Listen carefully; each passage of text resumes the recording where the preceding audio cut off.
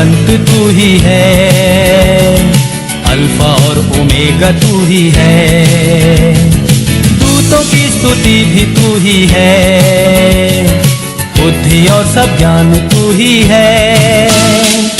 यीशु तू महान है, यीशु तू अच्छा है, यीशु तू जिंदा है, यीशु तू धन्य है, दूतों की स्तुति भी तू ही है, बुद्धि और सब ज्ञान तू ही है, राजाओं का राजा तू ही है, प्रभुओं का प्रभु तू ही है, यीशु तू महान है, यीशु तू अच्छा है, यीशु तू जिंदा है, यीशु तू धन्य है।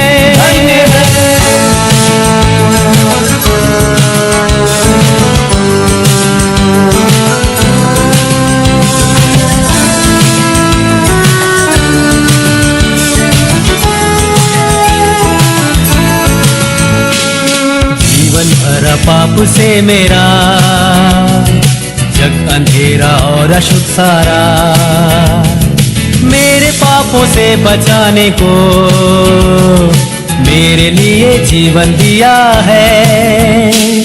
यीशु तू महान है, यीशु तू अच्छा है, यीशु तू जिंदा है, यीशु तू धन्य है, दूतों की स्तुति भी तू ही है, बुद्धि और सब ज्ञान तू ही है, राजाओं का राजा तू ही है, प्रभुओं का प्रभु तू ही है, यीशु तू महान है, यीशु तू अच्छा है, यीशु तू जिंदा है, यीशु तू धन्य है।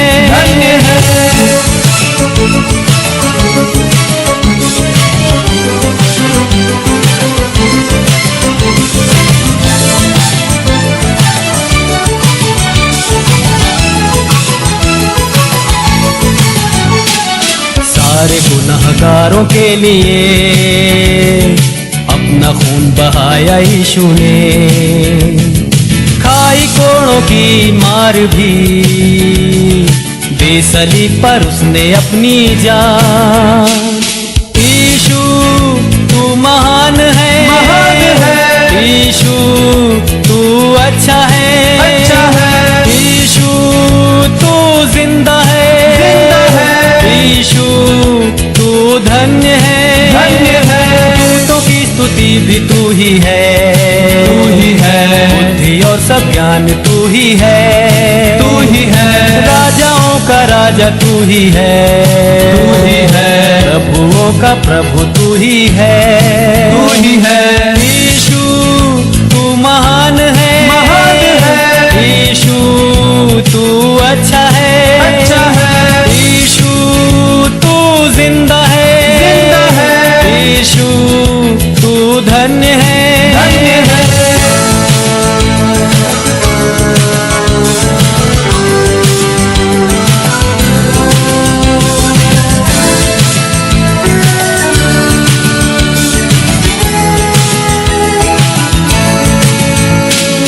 वायदा किया है तूने, वायदा तू करता है पूरा, वायदे के लिए आते हैं बरकतों की बारिश अब उंडे।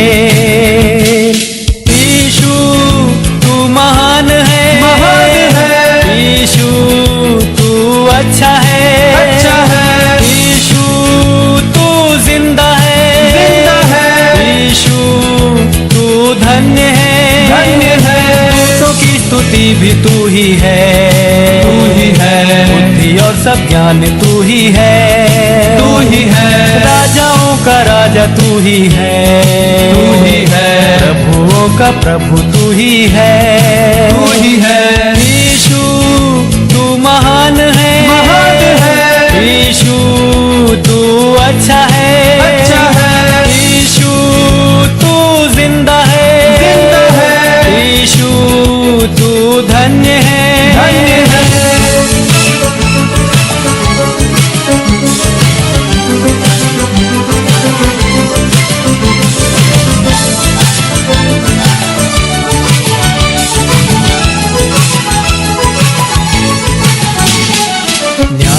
करने आने वाला है, न्याय के साथ राज करने को।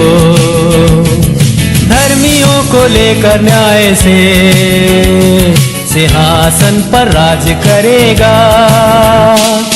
यीशु तू महान है, यीशु तू अच्छा है, यीशु तू जिंदा है, यीशु तू धन्य है, दूतों की स्तुति भी तू ही है, बुद्धि और सब ज्ञान तू ही है, राजाओं का राजा तू ही है, प्रभुओं का प्रभु तू ही है, यीशु तू महान है, यीशु तू अच्छा है, यीशु तू जिंदा है, यीशु तू धन्य है, दूतों की स्तुति भी तू ही है, बुद्धि और सब ज्ञान तू ही है, राजाओं का राजा तू ही है,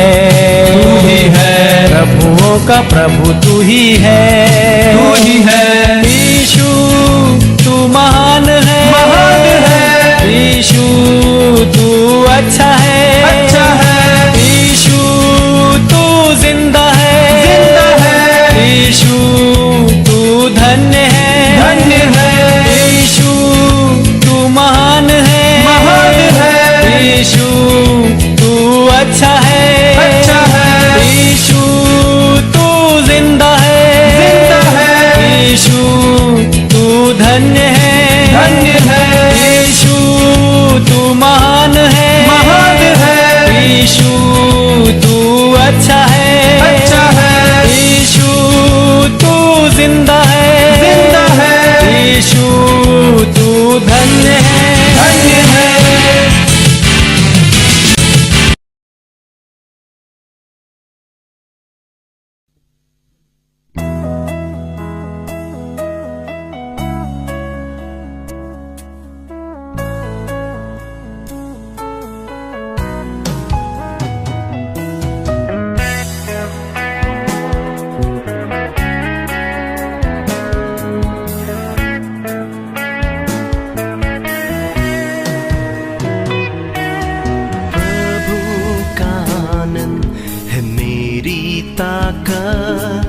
संसार में यीशु है मेरी ताकत, प्रभु का आनंद है मेरी ताकत, संसार में यीशु है मेरी ताकत, वो मेरा आनंद हर एक दिन में, वो मेरा सहारा है,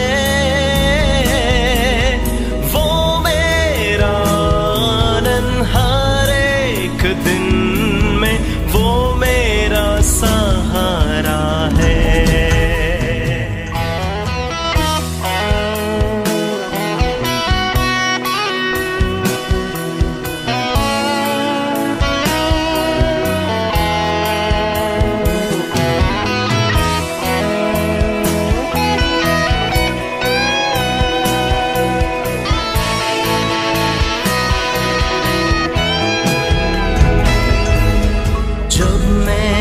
सोचा कि अकेला हूँ, तब प्रभु यीशु ने मुझसे कहा, जब मैंने सोचा कि अकेला हूँ, तब प्रभु यीशु ने मुझसे कहा, संसार के अंत तक साथ रहने वाला मैं तेरे साथ हूँ,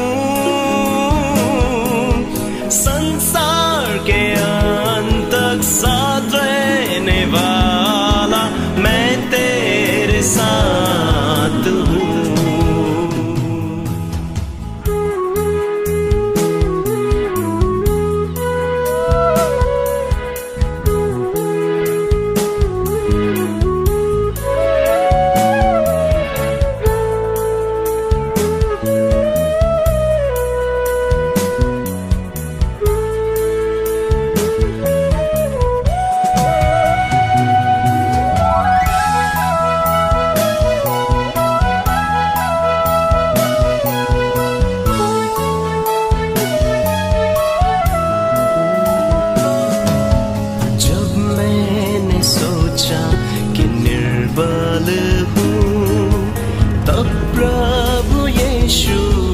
मुझसे कहा, जब मैंने सोचा कि निर्बल हूँ, तब प्रभु यीशु ने मुझसे कहा, शक्ति देने वाला, सामर्थ देने वाला, मैं तेरे साथ हूँ।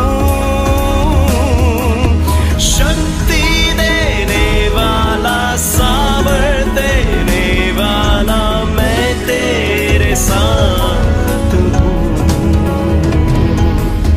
Hallelujah, hallelujah, hallelujah, hallelujah, hallelujah, hallelujah.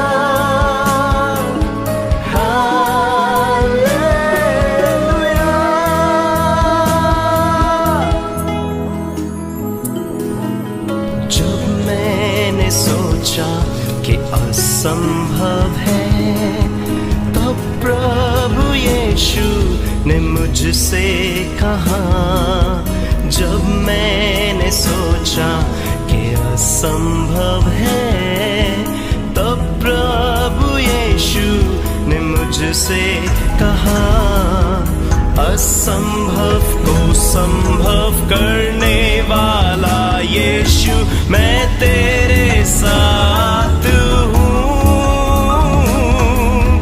असंभव को संभव करने वाला यीशु, मैं तेरे साथ हूँ। प्रभु का आनंद है मेरी ताकत, संसार में यीशु है मेरी ताकत, वो मेरा आनंद हर एक दिन में, वो मेरा सहारा है, वो मेरा आनंद हर एक दिन में, वो मेरा सहारा है।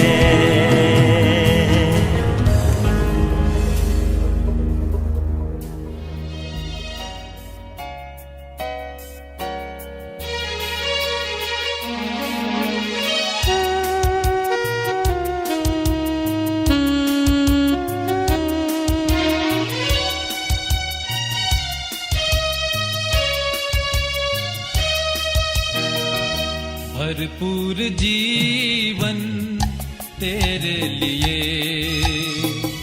भरपूर जीवन तेरे लिए यीशु लाया है, तेरे लिए भरपूर जीवन तेरे लिए।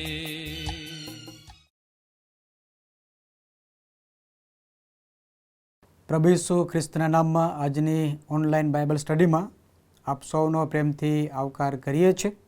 આ સમયે પ્રભુના વચનોમાં જઈએ તે પહેલાં પ્રાર્થના કરીએ, પ્રાર્થનામાં જોડાઈએ. સર્વશક્તિમાન સનાતનને પવિત્ર પ્રભુ, આ સમયને પણને માટે અમે તમારો આભાર માનીએ છીએ, તમારી સ્તુતિને ધન્યવાદ કરીએ છીએ.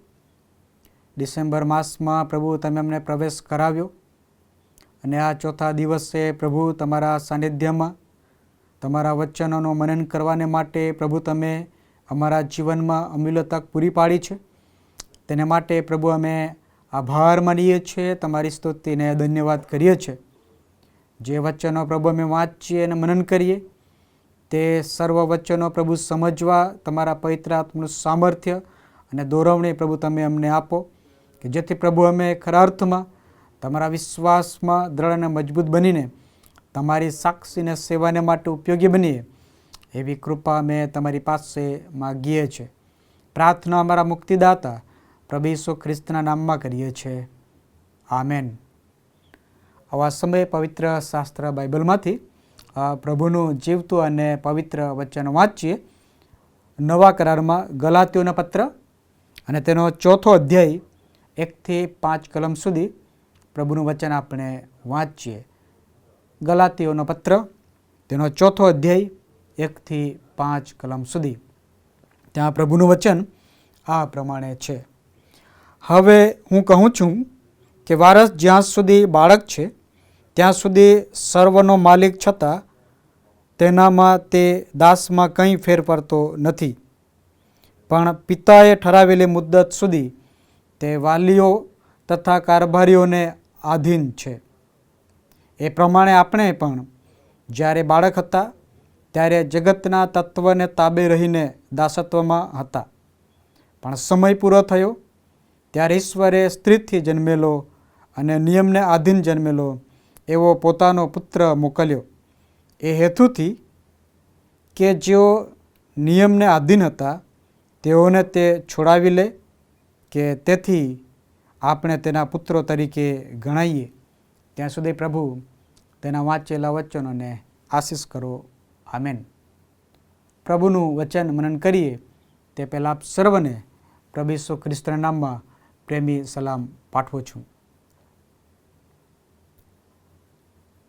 જીવનમાં પ્રભુનું વચન વાંચવું, મનન કરવું અને એમાંથી સત્ય બાબતો શીખવી અને શીખીને અમલમાં મૂકીને જીવન જીવવું તે ખૂબ જ અનિવાર્ય છે.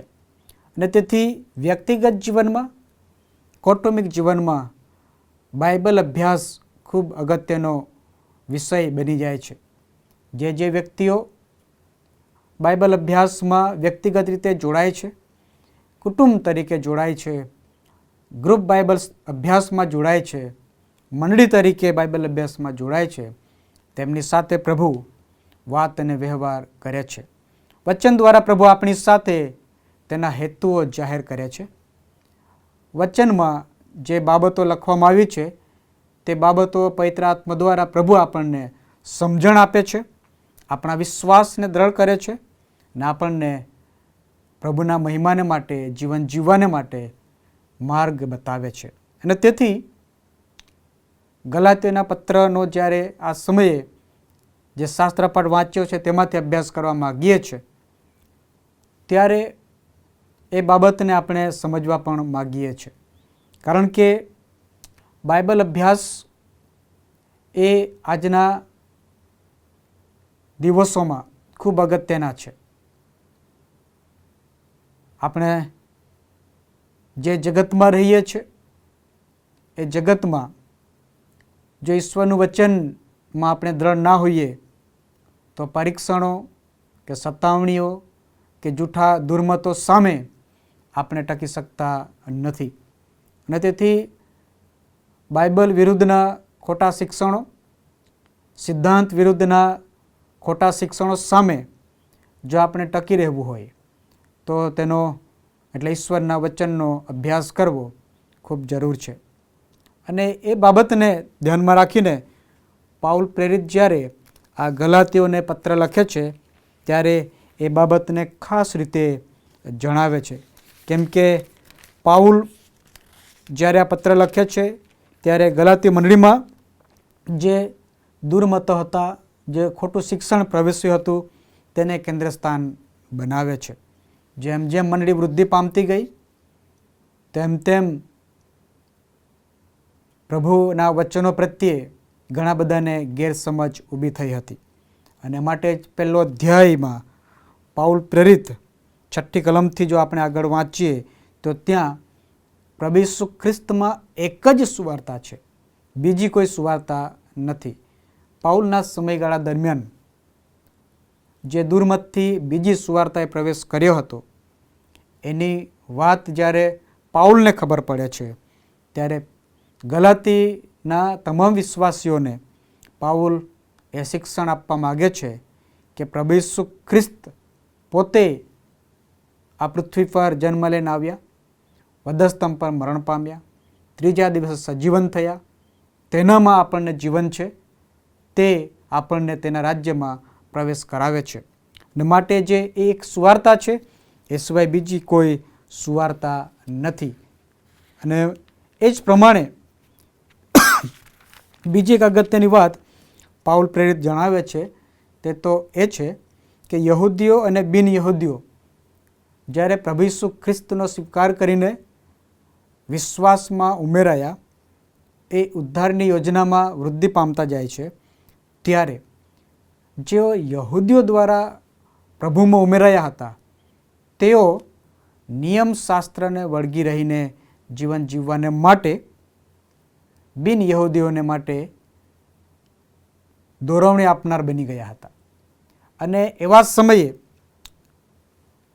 મૂસા દ્વારા જે નિયમશાસ્ત્ર આવ્યું હતું તે નિયમશાસ્ત્ર યહૂદી લોકો ચુસ્તપણે પાળતા હતા.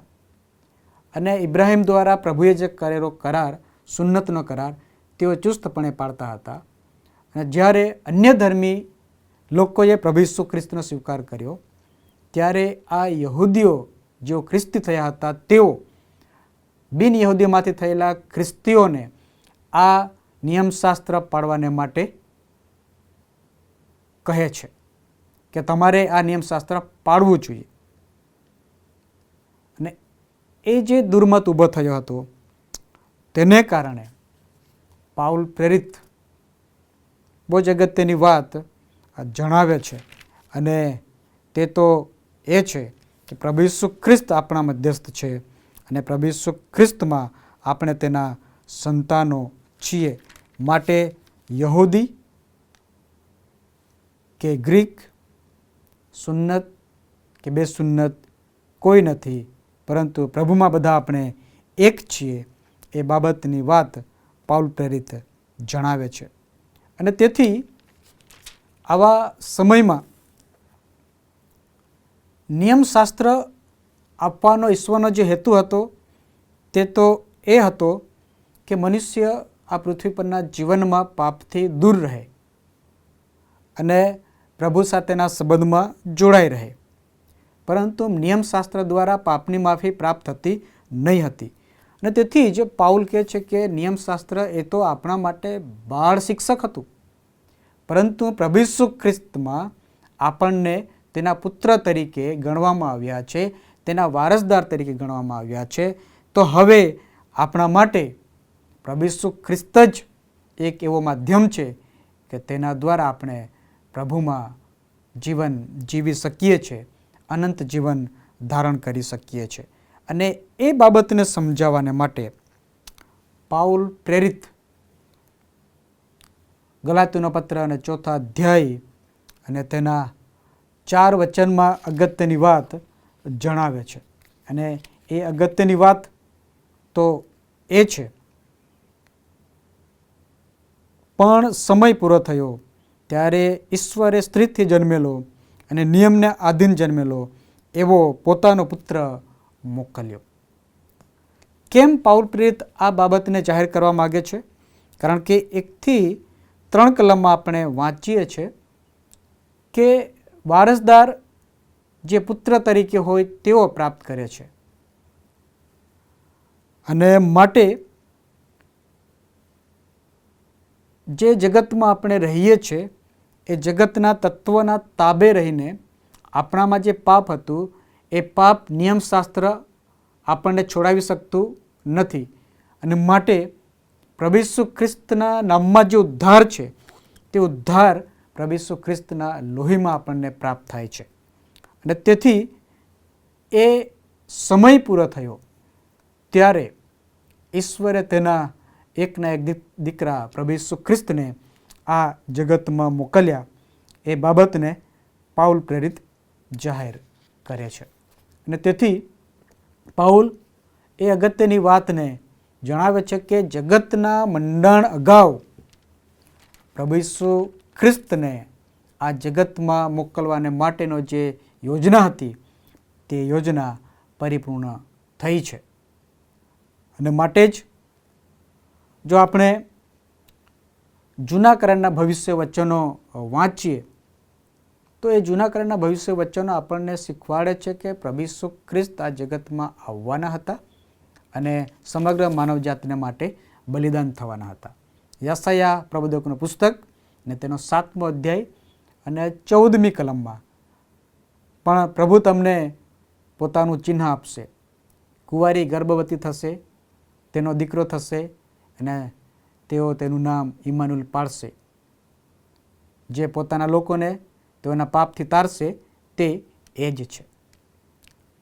અને એ જ યશાયા 9મા અધ્યાયમાં 1-5 કલમમાં ખૂબ જ અગત્યની વાતને જાહેર કરે છે કે ઈશ્વર તેના પુત્રને આ જગતમાં મોકલીને તેને સનાતન પિતા, શાંતિનો સરદાર, પાપીના તારણહાર, મુક્તિદાતા, જીવનદાતા એ નામ આપશે. અને એ દ્વારા જે કોઈક તેના પર વિશ્વાસ કરશે તેનો નાશ નહીં થશે, પણ તે અનંત જીવન પ્રાપ્ત કરશે. તેની સાથે સાથે આપણે જોઈએ છે કે મીખા પ્રબોધક પણ એ ભવિષ્ય કથન આપે છે. મીખા 5મો અધ્યાય અને 2જી કલમમાં કે બેથલેહેમમાંથી મહાન રાજા આવશે. હે યહૂદાના બેથલેહેમ, તું સર્વ પ્રકારે કોઈ જાતે નાનો નથી. તારામાંથી એક અધિપતિ નીકળશે, તે મારો ઇસ્રાયેલનો પાળક થશે, દોરનાર થશે. અને એ પ્રભુ ઈસુ ખ્રિસ્તના જન્મની આગાહીની વાત ત્યાં લખવામાં આવી છે. કેમ પ્રભુ ઈસુ ખ્રિસ્તે આ પૃથ્વી પર જન્મ લેવાની જરૂરિયાત ઊભી થઈ? તો કે એદનવાડીમાં આદમ અને હવાને પ્રભુએ રાખ્યા હતા. આદમ અને હવાએ ઈશ્વરની આજ્ઞાનું ઉલ્લંઘન કર્યાથી તેમના જીવનમાં પાપનો પ્રવેશ થયો અને માણસ વચ્ચે, ઈશ્વર અને માણસ વચ્ચે, માણસ અને કુદરત વચ્ચેનો જે સંબંધ તૂટી ગયો હતો, એ સંબંધને ફરી પુનઃસ્થાપિત કરવા ઈશ્વરની ઈચ્છા અને યોજનામાં આ જગતમાં પ્રભુ ઈસુ ખ્રિસ્તને આવવું પડ્યું. અને માટે પાઉલ પ્રેરિત એ સમજાવે છે કે સમય પૂરો થયો ત્યારે ઈશ્વરે સ્ત્રીથી જન્મેલો અને નિયમને આધીન જન્મેલો એવો પોતાનો પુત્ર આપણા માટે મોકલી આપ્યો. અને માટે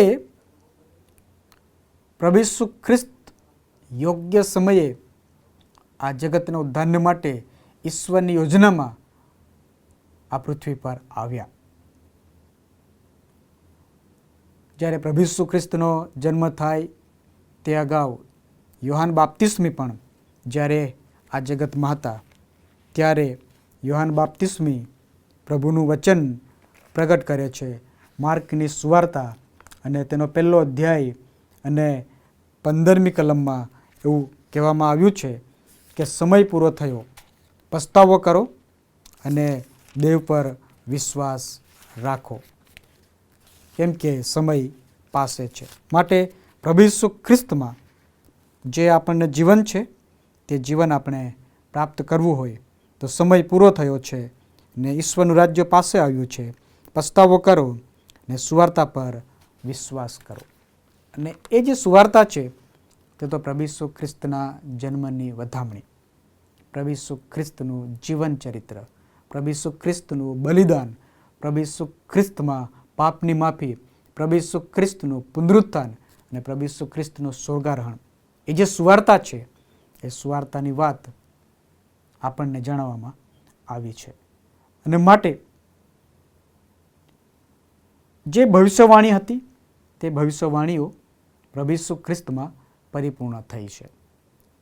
પરંતુ એ સાથે જો ઇતિહાસને આપણે તપાસીએ તો ઇતિહાસમાં પણ પ્રભુ ઈસુ ખ્રિસ્ત યોગ્ય સમયે આ પૃથ્વી પર જન્મ લઈને આવ્યા આપણા ઉદ્ધારને માટે, એ આપણે જોઈ શકીએ છીએ. માલાખી પ્રબોધક પછી પ્રભુ ઈસુ ખ્રિસ્ત જન્મ્યા ત્યાં સુધીનો વચ્ચેનો જે સમયગાળો છે તે બાઇબલના અભ્યાસો પ્રમાણે આશરે 400 વર્ષનો સમયગાળો, અને એને શાંત સમય તરીકે ઓળખવામાં આવે છે.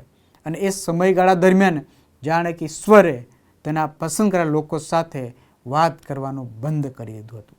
અને એ સમયે લોકો પ્રભુ તરફ દ્રષ્ટિ કરીને પોકારી રહ્યા હતા, મસીહાની રાહ જોઈ રહ્યા હતા કે ઉદ્ધારક અમારા માટે આવે, અમારા માટે કાર્ય કરે, અમારો બચાવ કરે, અમને તેના રાજ્યમાં પ્રસ્થાપિત કરે. અને એ પોકાર જાણે કે પ્રભુ પિતા સાંભળે છે અને તેના પુત્ર પ્રભુ ઈસુ ખ્રિસ્તને આ જગતમાં મોકલે છે. અને માટે જ યોહાન બાપ્તિસ્મી લોકની સુવાર્તા અને તેનો 3જો અધ્યાય અને 15મા વચનમાં કહે છે કે જે લોકો મસીહા ઉદ્ધારકની વાટ જોતા હતા તે મસીહા આવ્યો છે એવું ધારીને લોકો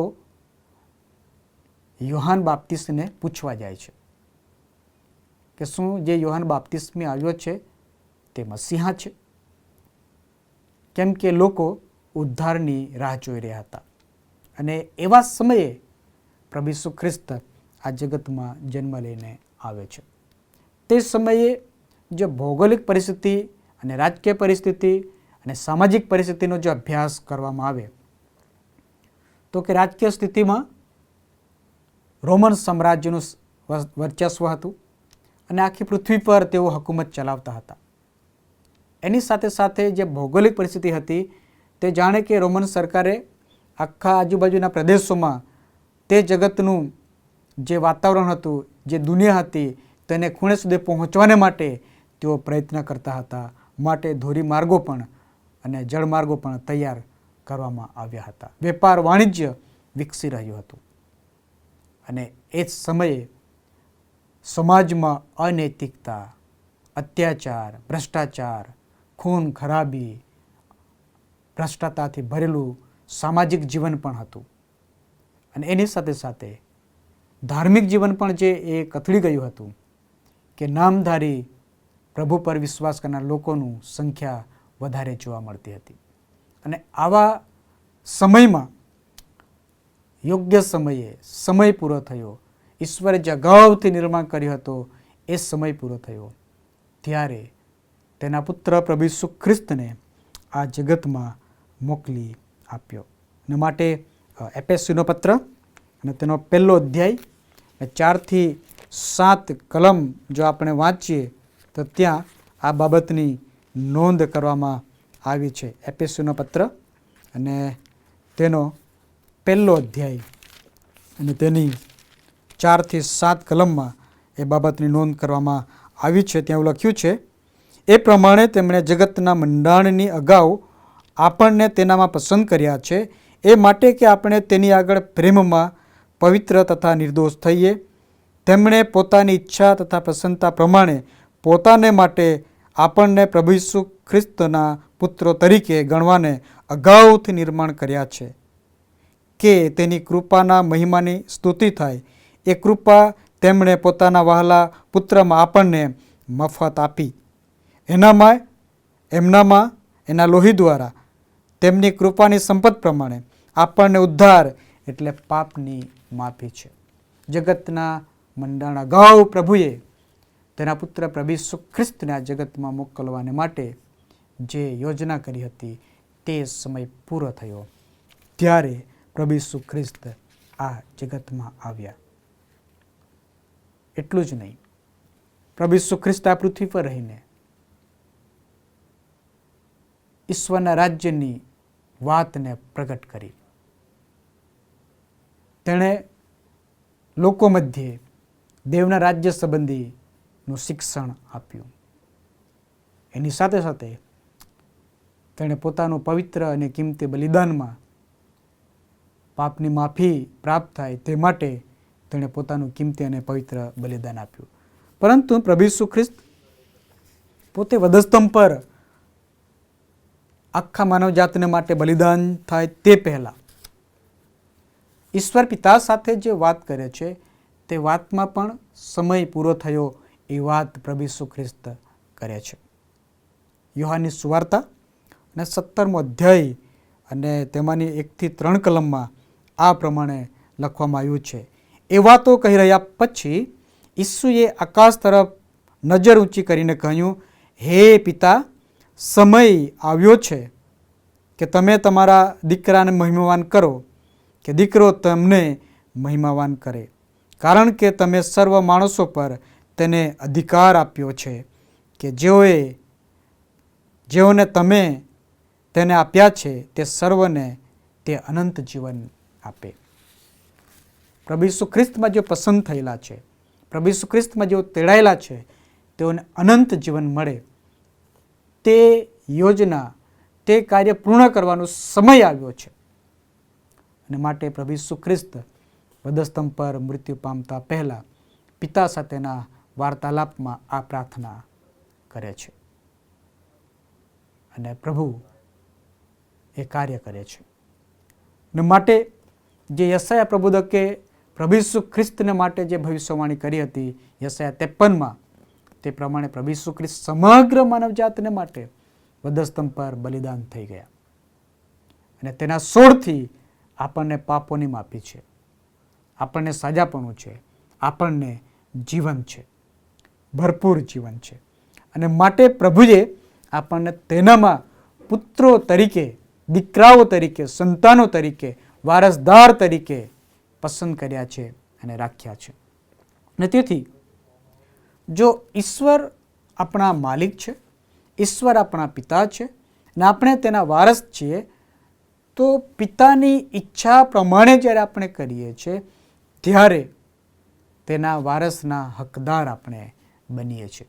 આપણે સામાન્ય રીતે આ પૃથ્વી પર જે નિયમ છે તે નિયમને આપણે જાણીએ છીએ કે જે પિતા હોય એ પિતા જે વસિયતનામું તૈયાર કરે છે, એ વસિયતનામામાં જે વ્યક્તિનું નામ હોય એ વ્યક્તિનો એ વારસદાર બને છે. માટે જો એનો ખાસ અંગત નજીકનો કોઈ વ્યક્તિ હોય, એના નામનું જો વસિયતનામું એ વ્યક્તિ તૈયાર કરે તો એ આખી મિલકત એના નામે થશે અને એ એનો વારસદાર બનશે. ભલે પોતાનો સગો દીકરો હોય, જો એનું નામ એણે અંદર લખ્યું ના હોય તો એ વારસદાર બની શકતો નથી. એ જ પ્રમાણે પ્રભુ ઈસુ ખ્રિસ્તના લોહીમાં ઈશ્વરે આપણને ખરીદી લીધા છે અને તેના સંતાન બનાવ્યા છે. તો આપણે તેના સીધી લીટીના વારસદાર તો બનીએ છીએ, પરંતુ જો એ વારસદારના હકદાર બનવું હોય તો ઈશ્વર પિતા જે ઈચ્છા રાખે છે, ઈશ્વર પિતા આપણી પાસે જે જીવન જીવવાની અપેક્ષાઓ રાખે છે, એ પ્રમાણે જ્યારે આપણે જીવન જીવીએ છીએ ત્યારે આપણે ખરા અર્થમાં તેના વારસદાર અને પુત્રો ગણાઈએ છીએ.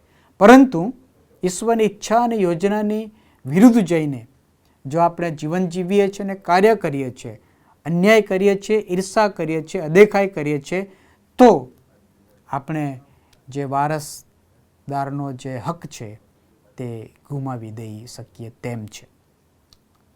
કારણ કે આ પૃથ્વી પર આપણે રહીએ છીએ ત્યારે જો આપણને ખરા અર્થમાં પ્રભુએ વારસ તરીકે ગણ્યા છે તો પ્રભુ જે ઈચ્છે છે તે પ્રમાણે આપણે જીવન જીવવું જોઈએ. અને માટે જો એ પ્રમાણે જીવન જીવીશું તો પ્રભુ ઈસુ ખ્રિસ્ત ફરી આ જગતમાં આવશે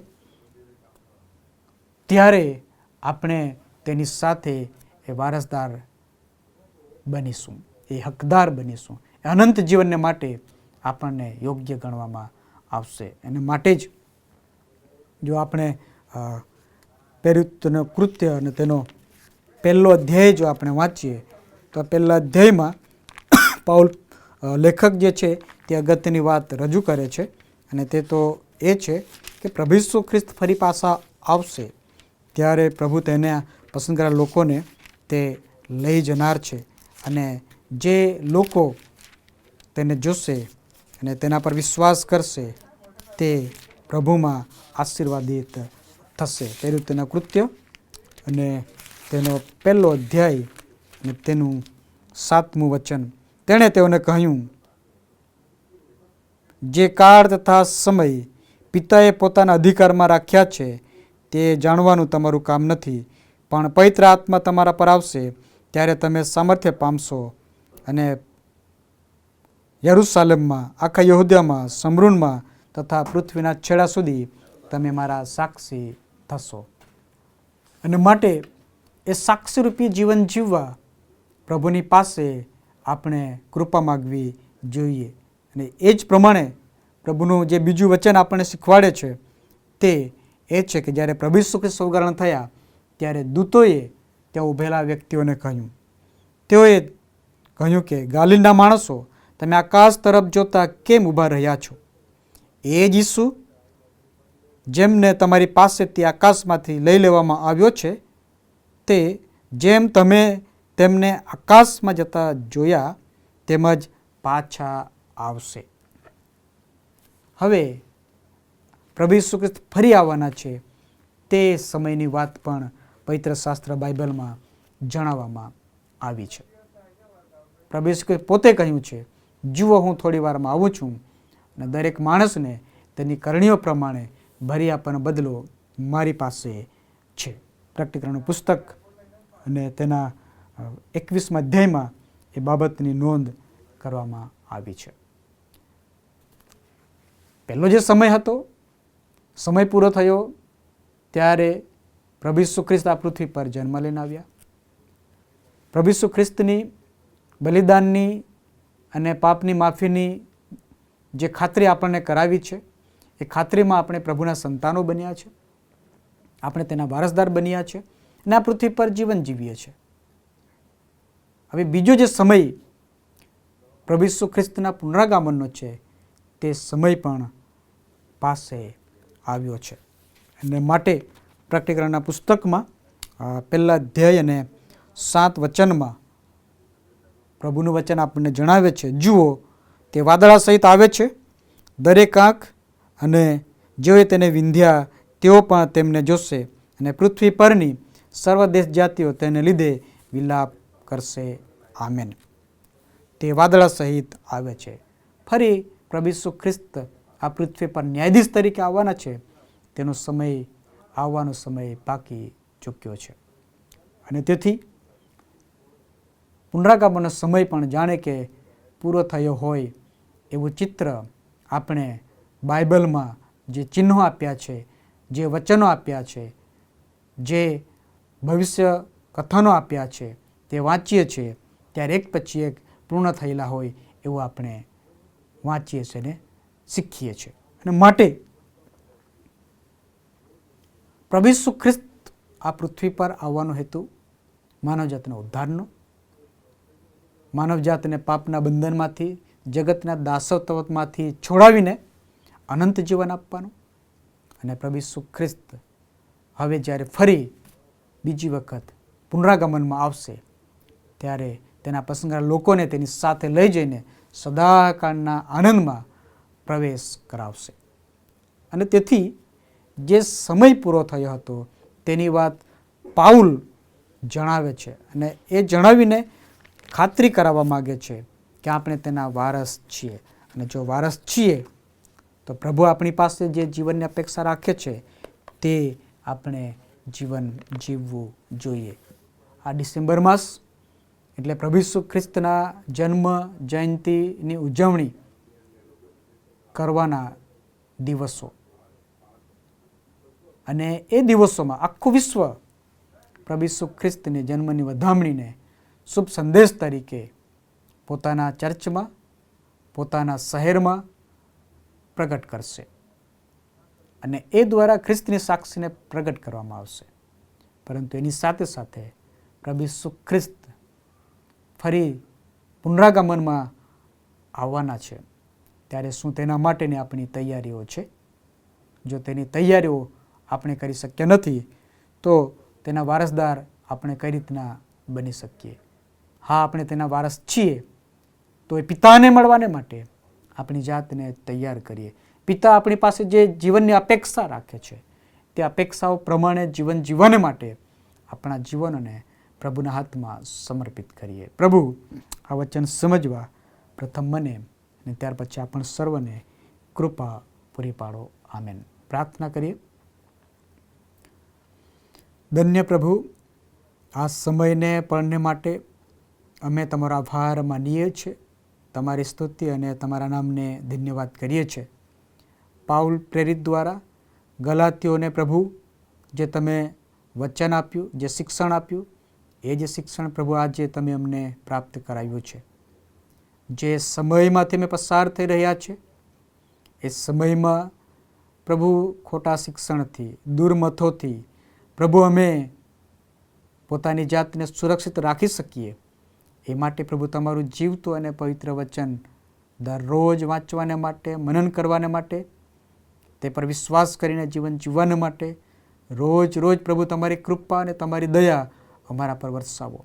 પવિત્ર આત્માનું સામર્થ્ય અને પવિત્ર આત્માનું ભરપૂરીપણું પ્રભુ તમે અમને સતત આપતા જ જાઓ કે જેથી પ્રભુ અમે ખરેખર તમારા વચનો પર વિશ્વાસ કરીને એ વચનો પ્રમાણે જીવન જીવીને તમારા પુત્ર પ્રભુ ઈસુ ખ્રિસ્તમાં ઉદ્ધાર પ્રાપ્ત કરીને પાપની માફી મેળવીને અનંત જીવનને માટે અમારી જાતને તૈયાર કરીએ.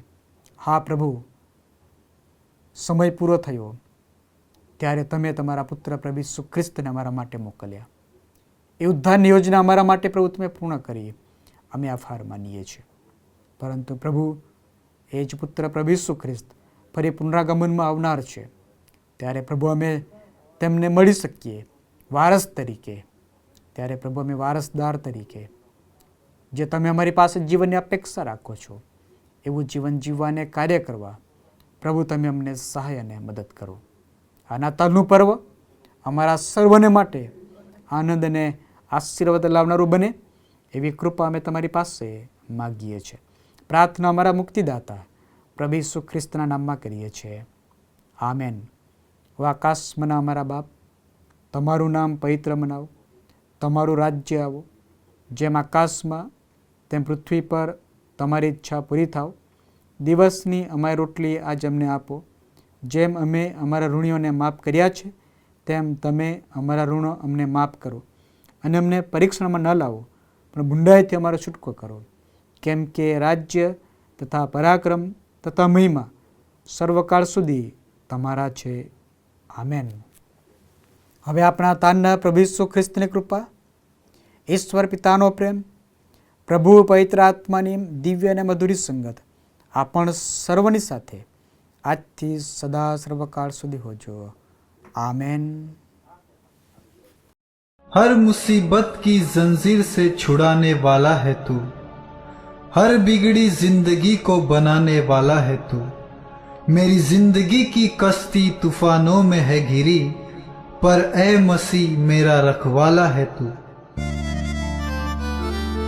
हर मुसीबत में मुझको संभाला, हर मुसीबत में सबको संभाला. वो रखवाला यीशु है रखवाला.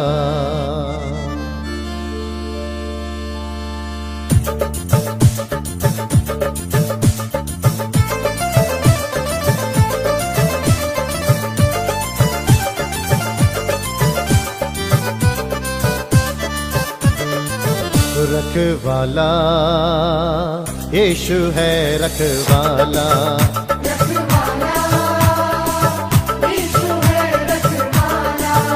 रखवाला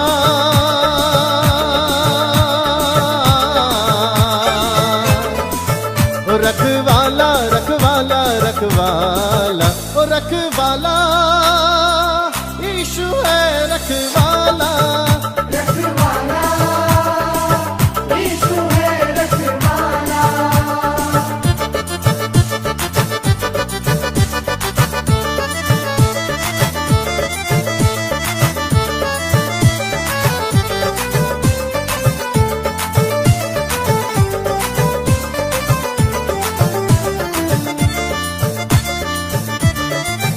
हर मुसीबत में वो काम आया मुझे, मरते मरते यीशु ने बचाया मुझे, मरते मरते यीशु ने बचाया मुझे. रखवाला यीशु है रखवाला.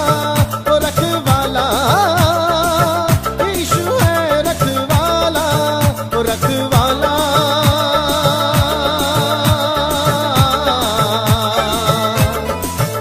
रखवाला रखवाला रखवाला रखवाला यीशु है रखवाला.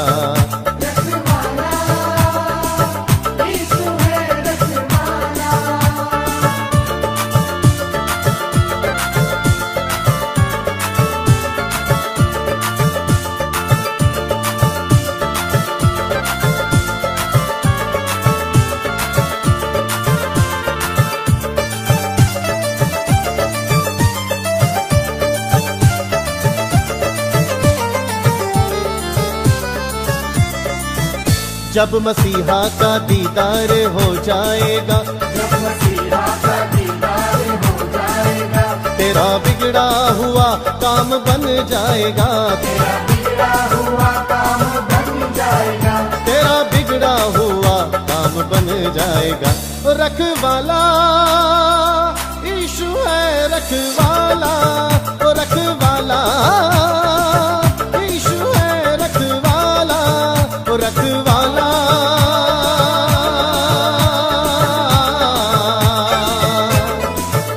रखवाला रखवाला रखवाला रखवाला यीशु है रखवाला।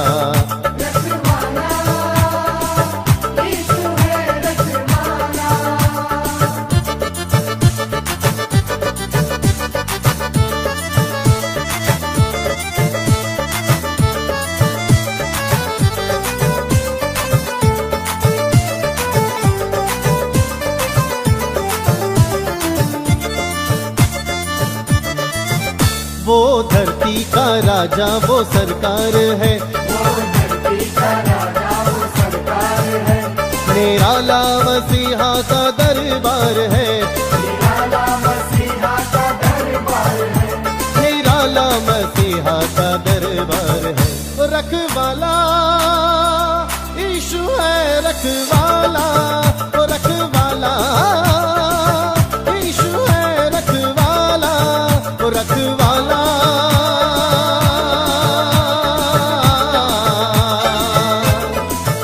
रखवाला रखवाला रखवाला रखवाला यीशु है रखवाला, ओ रखवाला